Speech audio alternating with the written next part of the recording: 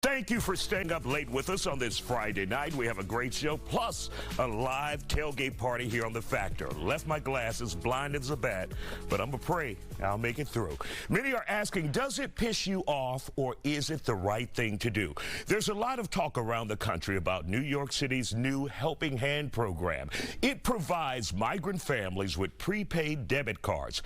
$53 million have been given to the program, which will give asylum seekers arriving at the Roosevelt Hotel money to help them buy food. Sports journalist Stephen A. Smith does not agree with that choice. I see homeless folks in the streets of New York all the time that are American citizens. I damn sure see them in California. We've got poor, impoverished, starving people who were born and raised in this nation. How in the hell do we come up with a $53 million pilot program for illegals, but folks who are here legally are born here, we don't have enough of them? That's why Trump is on the verge of getting elected, reelected. Earlier tonight, we posted this question on the Isaiah Factor Instagram page. Should migrants be given prepaid cards to the tune of $53 million? A majority voted no at 67%. Our guests are here to share their perspective on the matter. Joining us, conservative attorney Kevin Fulton and the executive director of Fiel Houston, Cesar Espinosa. So, Cesar, when you see this program set in place by the mayor in Houston and approved by City Council, your thoughts on it? Is it good, bad, what? In New York. So what we see is, I think that the program itself is aimed at trying to curb people asking for other services or ending up even having more people on the street or different things like that. But I do agree on one thing. I think everybody needs a helping hand. It's just we're looking at we're pointing the finger at the wrong person. We have to go back in history and look at the copious amounts of money that has been put into oppressive legislation, into the school-to-prison pipeline, and realize that homelessness is not something that you can solve with $53 million, but rather it's years and years of policies of bad things happening to people that has put people on the street. For one, I don't want anybody to be homeless, whether you're documented or undocumented, but at the same time, we have to put things in the boxes in which they belong. Do you see this as red meat for those who say Trump was right?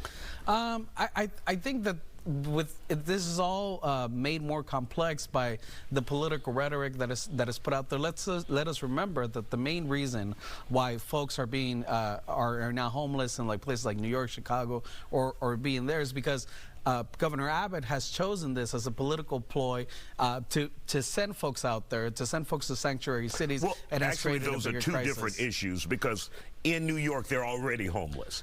They're saying they're trying to advocate for those who are homeless, and then Governor Abbott is sending migrants up there. So no, that's what I'm saying. Yeah, they're two different issues, but at the same time, we know that this is being exacerbated by the fact that there's being more people sent out there, and at the end of the day, we feel for everybody. We believe that people should not be homeless, but at the same time, we can't say that this is all because of the migrant crisis that's happening, or to us, both of those things are unrelated, and by all means, we should be giving money, and we should be finding tangible ways, systemic ways, so that we can curb homelessness in the United States in general. All right. Kevin Fulton, attorney, your thoughts on this program in New York City by Mayor Eric Adams? It's absolutely trash. First of all, I understand people who are coming here for a better situation for themselves. But before we get to them, how about the blacks who have been in this country for generations that are still trying to get a better situation for themselves? New York, when you look at the demographics, 56% of the people in homeless shelters, black. 40% of households with kids are food insecure.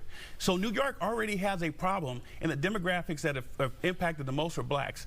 Blacks have to stop giving their votes to politicians who are not earning it. In New York, they want to give away $53 million instead of making sure that families that have been there that helped build up New York are taken care of first, and that's not what they're doing. So we have to do better with our vote. From your perspective, should there be any assistance, though? Obviously, you don't want a new and increasing homeless population. If you have migrants come here, then you'll find them on the streets as well, and it's a growing problem. It is a growing problem, which is why the border needed to be shut down.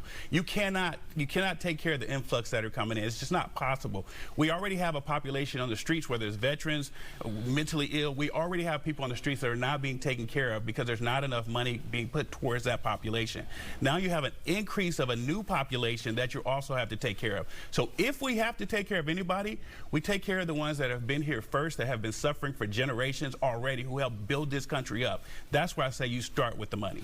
And for those who say, for those who are here, Americans who may be homeless, maybe having mental health issues, there are programs in place, but many of them choose not to use it.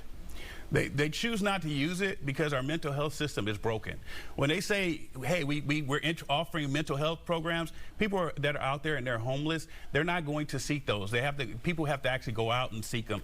I've always pushed for us to have mental health counselors in high schools, in schools, in apartments, low-income housing, places where people are actually at, instead of thinking that someone who's mentally ill is going to find you and seek you out. So those programs are there, but they need to be expanded and be more effective. And Cesar, would you be opposed to a program if the city of Houston said, let's give out some cards and help those who come into this country illegally so they won't end up in the homeless population? Well, first of all, the population that we're talking about are asylum seekers, and under U.S. law, they are coming here legally, presenting themselves on asylum.